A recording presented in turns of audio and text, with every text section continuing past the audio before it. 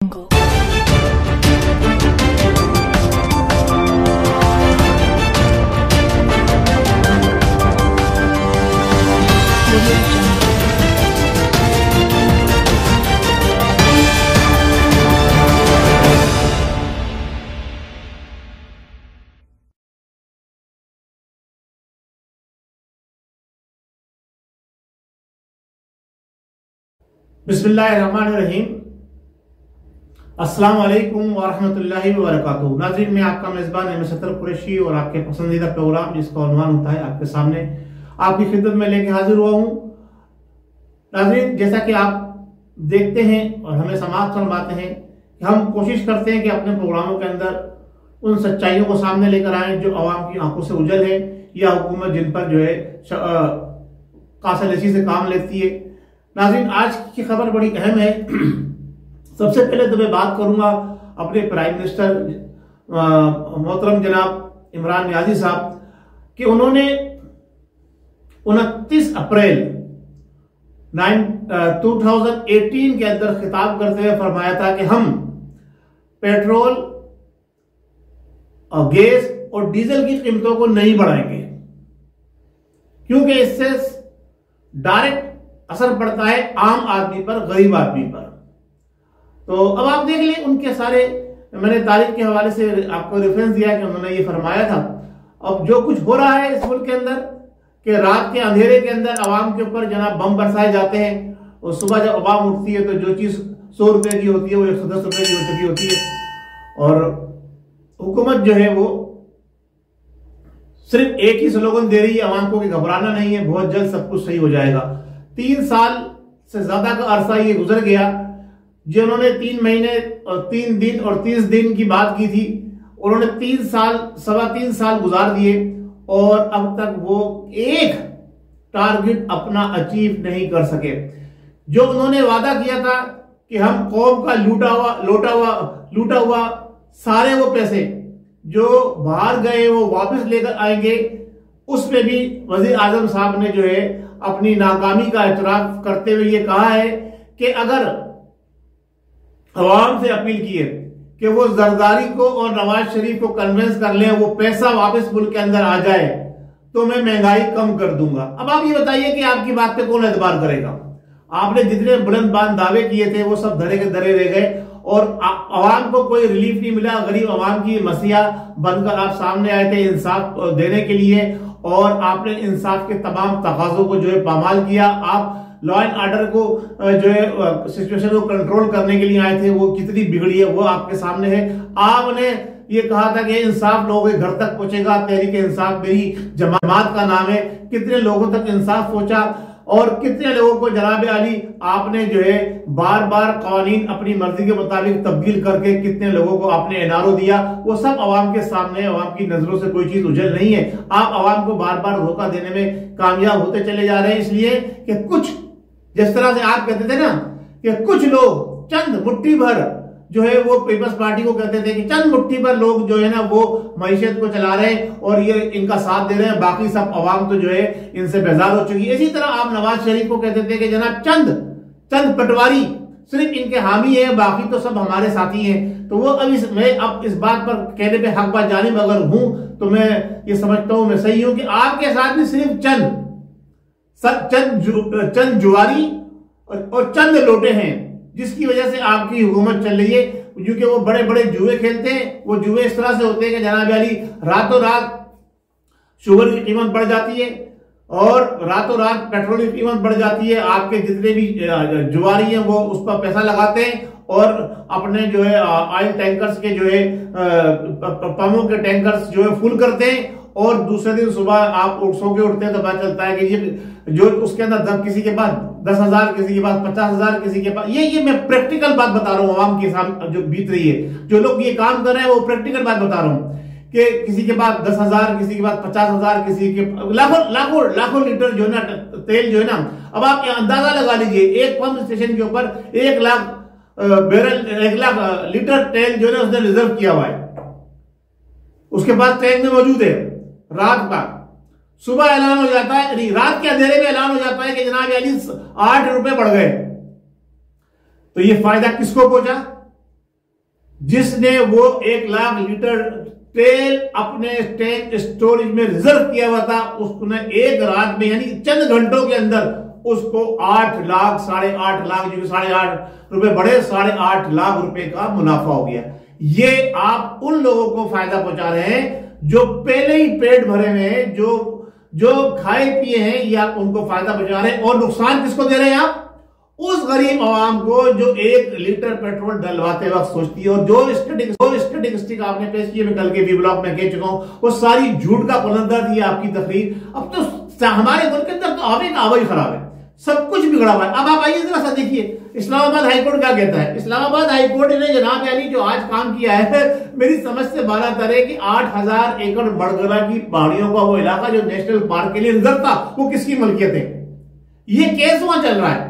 यानी हमारे मुल्क का आवे का आवा बिगड़ा हुआ है। वजीर आजम साहब, आप सोचिए जरा किधर जा रहे हैं। इसके अंदर 3 दावेदार आ गए, सीडीए और जनाब अली, सीडीए के साथ साथ दूसरा जो दावेदार है वो जनाब अली एक वहां पर रेस्टोरेंट बना हुआ है जो बनाइल के नाम से रेस्टोरेंट है, मनाल या बनाइल के नाम से रेस्टोरेंट है। उसको जो सीडीए ने जनाब खाली करने का दावा दिया, जो उनको जो लीज दी गई थी। पहली बात तो ये कि लीज दी क्यों गई थी वहां रेस्टोरेंट बनाने की? ये रिजर्व है, ये नेशनल पार्क के नाम पर रिजर्व है, वहां कंस्ट्रक्शन करने की और ये सब कुछ बनाने की इजाजत क्यों दी? अच्छा, फिर दूसरी बात ये, वो ये कहते हैं जनाब अली हम 2016 से जनाब अली आर्मी का एक इदारा है, जो हमारे फोर्सेस का इदारा है, उसको हम ये देते हैं किराया यहां का। यानी गवर्नमेंट के पास नहीं जा रहा, वो हमारे एक इदारे के पास जा रहा है। वो क्यों जा रहा है? अब सीडीए उस पर एक्शन ले रही है, तो क्यों ले रही है? अच्छा, इस पे जो हमें मुबारकबाद पेश करता हूं जनाब अतर मनीला साहब को, उन्होंने इस केस की हेयरिंग की और जनाब अली तमाम लोगों को नोटिस जारी किए और जो है हुकूमत के जिम्मेदारान को उसमें आके मौकूफ पेश करने के लिए वजाहत की गई कि असल मसला क्या है। यानी 8,000 एकड़ जो मरगला की पहाड़ियां हैं, जो रिजर्व है नेशनल पार्क के नाम पे, जो गवर्नमेंट की एक मिल्कियत है, गवर्नमेंट ऑफ पाकिस्तान की, उस पर जो रेस्टोरेंट बनाया गया और जो कुछ वहां पर तामीरात हुई, उसका किराया एक गवर्नमेंट का इदारा वसूल कर रहा है, गवर्नमेंट के खाते में पैसे नहीं आ रहे। इसी तरह से जिस तरह से हमारे नेब के जिम्मेदारान ने बताया कि पिछले जब से ये हुकूमत आई है उससे लेके अब तक तकरीबन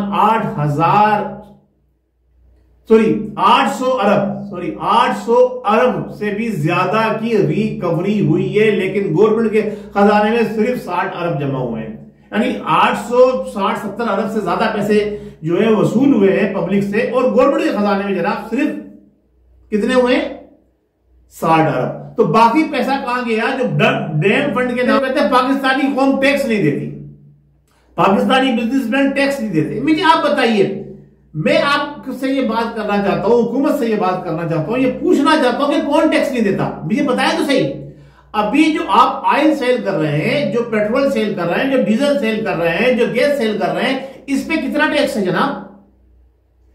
पर लीटर 30 नहीं, 40 नहीं, 50 नहीं, 60 से भी ज्यादा आप जो है ना वो टैक्स की बात में ले रहे हैं। फला टैक्स, ये टैक्स, वो टैक्स, हर तरह का टैक्स। और वो कौन दे रहा है? जो पेट्रोल की असल कीमत है, जिसमें आपने झूठ बोला सारा वजीर आजम साहब ने, कोई इस पर एक्शन लेने वाला नहीं है। हमारे अदालतें भी खामोश है और बड़े जिम्मेदारान भी खामोश है। जो कतई झूठ बोला कि आप 80 रुपए में खरीद कर अब आप 150 रुपए में बेच रहे हैं, तो इस पर कितना जनाब अली आप टैक्स ले रहे हैं?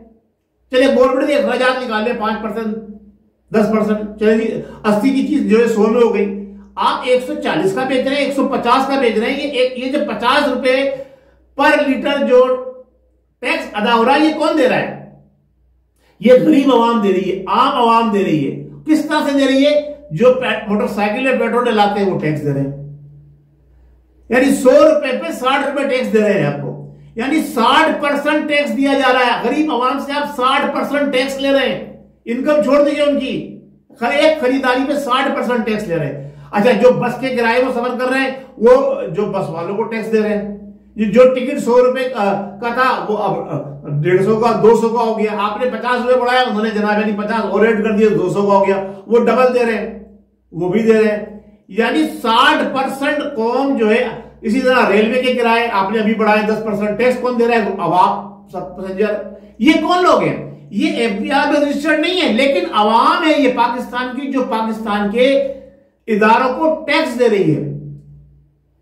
और वजीर आजम साहब और जनाब अली एफबीआर के चेयरमैन बड़े उससे अवाम टैक्स नहीं देती, वो अवाम टैक्स नहीं दे रही तो ये आपके पास अरबों रुपया खरबों रुपया जो जमा होता है, कहां से जमा होता है, लेकिन वो जाता कहां है। हाँ, टैक्स कौन नहीं दे रहा ये मैं बता दूं आपको। वजीर आजम साहब टैक्स नहीं दे रहे, कौमी असेंबली के स्पीकर, कौमी असेंबली के मेंबरान, सेनेट के मेंबरान, सूबाई असेंबली के स्पीकर, सूबाई असेंबली के मेंबरान और सारे वुज़रा टैक्स नहीं दे रहे। क्यों? कि वो जितना टैक्स देते हैं उससे ज्यादा सब्सिडी, यानी अगर वो 100 रुपए टैक्स देते हैं तो 1000 रुपए सब्सिडी वो किस चीज पर ले लेते हैं? उन्हें बिजली के बिल के ऊपर सब्सिडी मिल जाती है, उन्हें गैस पे सब्सिडी मिल जाती है, उन्हें आमोदरफ्त का डीए मिल जाती है, उन्हें जो पार्लियामेंट के अंदर जो सालन की एक प्लेट अगर दाल की ली जाए जो मार्केट के अंदर 60 रुपए की है वहां 6 रुपए की मिलती है। जो गोश्त की एक प्लेट सालन की ली जाए और बाहर आम आवाम के लिए वो 200 रुपए की है, वो उन्हें वहां 20 रुपए की मिलती है।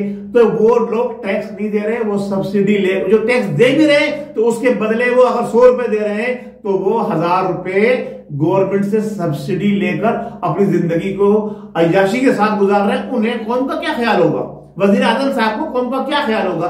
नाज़रीन, मैं बड़ा शुक्रगुजार हूं हमारे उन अफराद का जो ऐसे ऐसे पॉइंट उठा के लेकर आते हैं, जो अवाम को बताते हैं, जिन्होंने अभी नेशनल पार्क के हवाले से बात की कि 1979 के कानून के मुताबिक जो वो नेशनल पार्क के लिए जो जगह रिजर्व हुई है, जो मरगला की पहाड़ियां जो 8000 एकड़ से भी ज्यादा जिनका रकबा है, वो वाइल्ड लाइफ के कंट्रोल में होती हैं। उन पर कोई किसी भी कंस्ट्रक्शन, कोई किसी किस्म का तामीराती काम नहीं होना चाहिए, लेकिन सारे काम इसके बरखिलाफ हो रहे हैं। और इस पर जो है अख्तर मेमन साहब जो हाईकोर्ट के इस्लामाबाद के जज है, उन्होंने एक्शन लिया है।